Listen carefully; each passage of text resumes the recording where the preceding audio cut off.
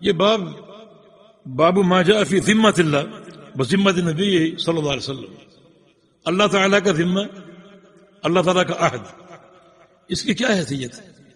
کسی کو اللہ کا عہد دے دیا جائے تو اس عہد کو پورا کرنا ضروری، فرض ہے۔ اگر پورا نہیں کرو گے تو یہ جناب الوہیت کی توہین اور تقلیل شان کے مترادف ہوگا، کہ تعظیم کے منافی ہوگا۔ اللہ کا ذمہ دیا، اللہ کا عہد دیا، اس عہد میں اللہ کو لائے اور اس کو توڑ دیا، یہ خالق کائنات کی شان کے منافی، کمال توحید کے منافی، بلکہ ایمان کے منافی۔ مقصد اس باب سے یہ ہے کہ کوئی ایسا عمل نہ کرو اللہ تعالیٰ کے عہد کے حوالے سے کہ جس کو توڑنے کی نوبت آئے، اور اگر توڑنے کی نوبت آ گئی تو گویا آپ نے اللہ کے عہد کو توڑا۔ اس لیے رسول اللہ صلی اللہ علیہ وسلم فرماتے ہیں، جو حدیث آگے آ رہی ہے، کہ جب کوئی عہد دینے کی ضرورت آ جائے، کوئی معاہدے کا مرحلہ آ جائے، تو عہد اپنی طرف سے دو، اللہ تعالیٰ کی طرف سے نہ دو۔ اپنے عہد کو توڑو گے اتنی مشکل بات نہیں ہوگی، اللہ تعالیٰ کے عہد کو توڑو گے تو یہ کمال توحید کے منافی، ایمان کے تقاضوں کے خلاف اور اللہ کی شان کے خلاف ہوگا۔ یہ مسئلہ اللہ تعالیٰ کے عہد کا جب یہ دے دو تو اس پر قائم ہو جائے، اس کو پورا کرو۔ فرمایا کہ اوفوا بعہد اللہ اذا عاہدتم، کہ جب بھی تم عہد کرو اللہ کے عہد کے ساتھ تو اس کو پورا کرو۔ اوفوا صیغہ امر، اس کو پورا کرنا فرض ہے۔ ولا تنقضوا الایمان بعد توکیدها، اور اپنے عہدوں کو مت توڑو ان کو موقت اور پختہ کرنے کے بعد۔ جو تم نے عہد دے دیا اس عہد کو مت توڑو، اس کو موقت کر دیا اس کو مت توڑو، خواہ تمہارا عہد ہو یا اللہ کا عہد، اپنے عہد کو مت توڑو، اپنے عہد کی حفاظت کرو، اور اگر اللہ کا عہد ہو تو وہ زیادہ موقت ہے، اس کی خوب حفاظت کرو، اس کو خوب پورا کرو، اس کو توڑنے کی کوشش نہ کرو۔ جی، یہ صحیح مسلم کی حدیث ہے، جس کے راوی بریدہ اسلمی رضی اللہ عنہ فرماتے ہیں کہ کان رسول اللہ صلی اللہ علیہ وسلم اذا امر امیر علی جیش، کہ رسول اللہ صلی اللہ علیہ وسلم جب کسی لشکر پر امیر مقرر کرتے، کوئی لشکر روانہ کرتے جہاد کے لیے، کسی مہم کے لیے، تو اس کا آپ ایک امیر مقرر کرتے۔ ان امیروں کو لشکر پر اور سریہ یا سریہ پر، سریہ سے مراد وہ لشکر ہے جس میں نبی علیہ السلام خود تشریف نہ لے جائیں۔ ایک غزوہ اور ایک سریہ۔ غزوہ وہ لشکر جس میں بذات خود رسول اللہ صلی اللہ علیہ وسلم تشریف لے جائیں، اس میں آپ موجود ہوں، اور سریہ وہ لشکر جس میں نبی علیہ السلام تشریف نہ لے جائیں بلکہ صحابہ کو روانہ کر دیں کسی کو امیر بنا کر۔ تو آپ جب کوئی لشکر بھیجتے، راوی کو شک ہے کہ جیش کا لفظ ہے یا سریہ کا لفظ ہے، تو جب کوئی لشکر روانہ کرتے، اس کا امیر مقرر کرتے، تو کچھ آپ وصیتیں کرتے، نصیحتیں فرماتے۔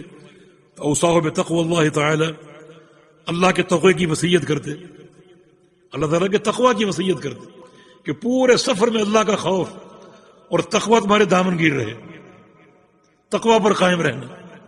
اس امیر کو بھی ومن معه من المسلمین، اور جو بھی مسلمان ساتھ موجود ہیں انہیں بھی آپ خیر کی اور تقوی کی وصیت فرماتے، اور ساتھ فرماتے کہ اغزو بسم اللہ، اغزو بسم اللہ، اللہ کے نام کے ساتھ لڑو، جہاد کرو۔ ولا تغدروا، اور غدر نہ کرنا، دھوکہ نہ دینا، غدر نہ کرنا۔ ولا تمثلوا، اور دشمن کی لاشوں کا مسئلہ نہ کرنا، ان کی اعضاء کاٹنا، آنکھیں نکال دینا یا ناک کان وغیرہ کاٹ دینا، مسئلہ نہ کرنا۔ ولا تقتلوا ولیدا، اور نہ کسی بچے کو قتل کرنا۔ وَإِذَا لَقِيتَ عَدُوَّكَ، اور بعض حدیثوں میں بوڑھوں کو قتل کرنے سے اور عورتوں کو قتل کرنے سے بھی منع کیا۔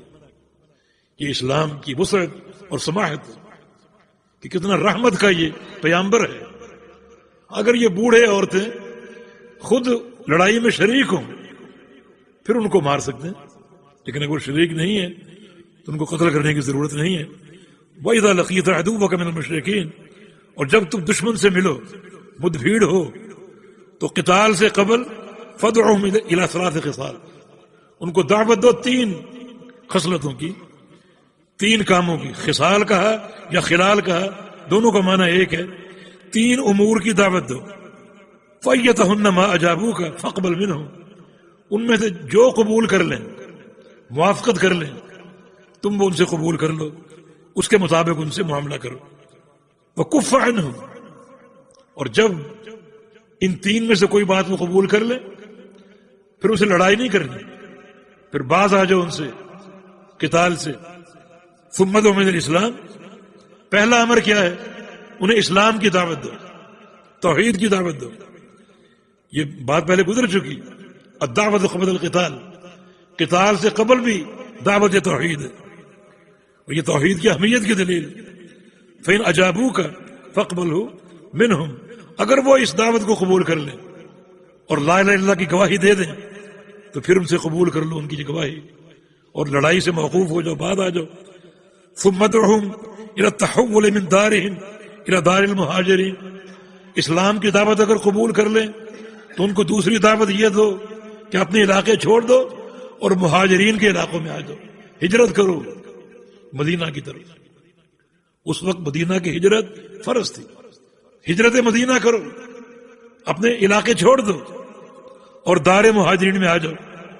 وَأَخْبِرْهُمْ أَنَّهُمْ إِنْ فَعَلُوا ذَلِكَ فَلَهُمْ مَا لِلْمُهَاجِرِينَ وَعَلَيْهِمْ مَا عَلَى الْمُهَاجِرِينَ، اور ان کو بتانا اگر انہوں نے ایسا کر لیا، ہجرت کر لی، مدینہ آ گئے، تو ان کے لیے کیا ہوگا؟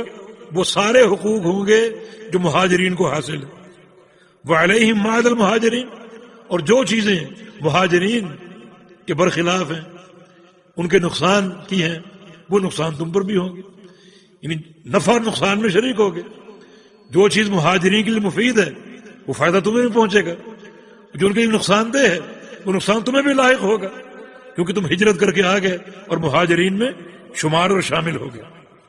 فَإِنْ أَبَوْا أَنْ يَتَحَوَّلُوا مِنْهَا، اور اگر وہ انکار کر دیں اپنے علاقے سے، اپنے شہر سے ہجرت کرنے سے، مدینہ آنے سے انکار کر دیں، ان اول الامر میں ہجرت فرض تھی، بعد میں اس میں آسانی کر دی گئی اور اس کی فرضیت ساقط ہو گئی، لیکن تاکید موجود ہے، کیونکہ ہجرت کے بڑے فائدے ہیں، اور سب سے بڑا فائدہ اللہ تعالیٰ سابقہ گناہوں سے پاک صاف کر دیتا ہے۔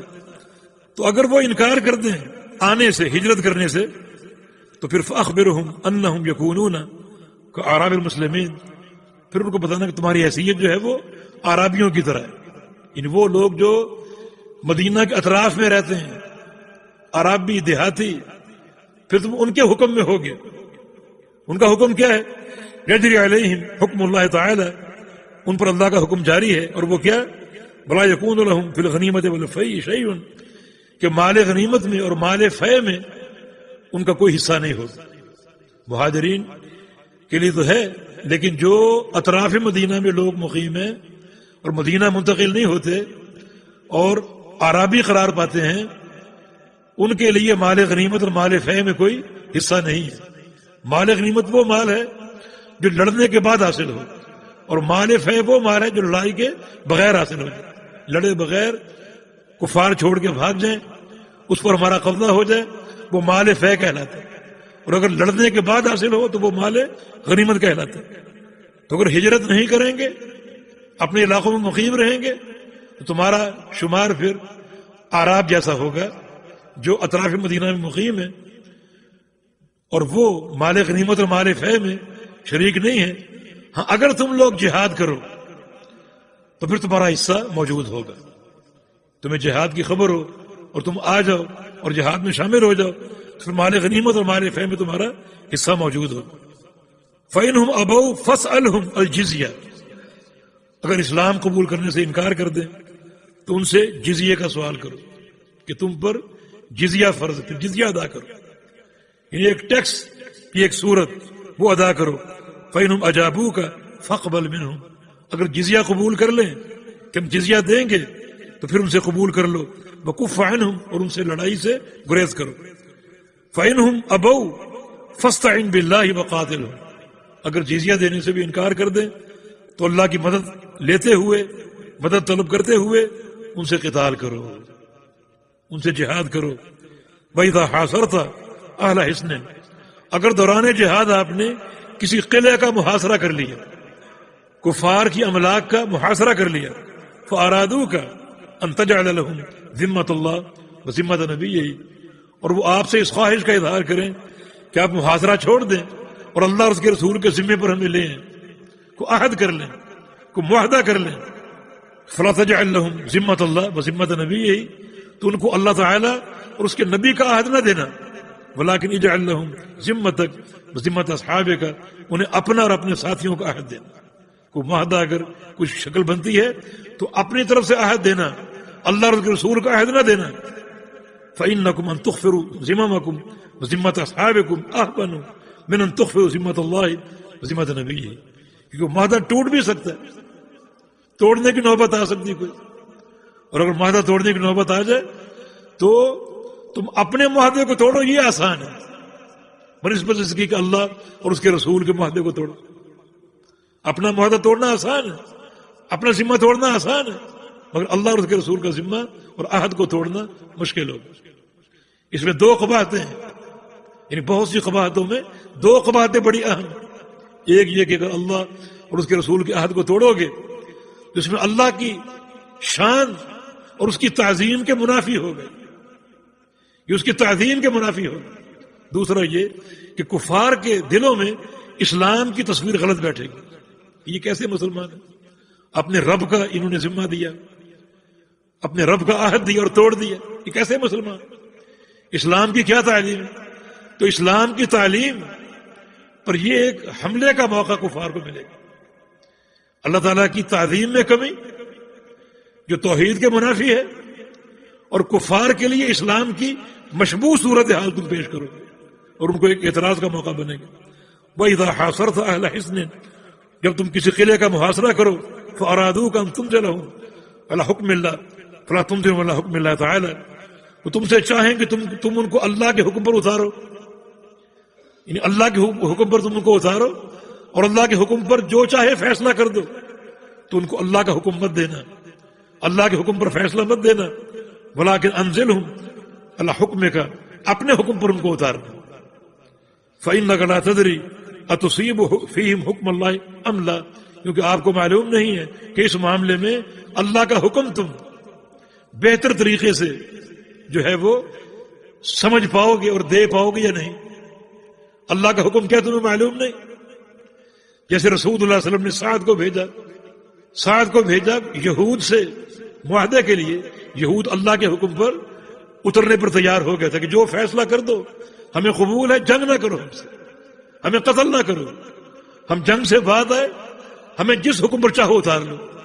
تو سعد کو بھیجا بنو قریظہ، اور وہ فیصلہ کر کے آئے کہ میرا فیصلہ یہ ہے کہ تمہارے جتنے مقاتلین ہیں ان سب کو ہم قتل کریں گے، اور تمہاری عورتیں ہماری لونڈیاں ہوں۔ بنو قریظہ کے یہودی نے اس کو قبول کیا۔ جب نبی علیہ السلام کے پاس سعد آئے تو آپ اس سے ملے اور پوچھا کیا فیصلہ کر کے آئے؟ عرض کیا کہ یہ فیصلہ کیا۔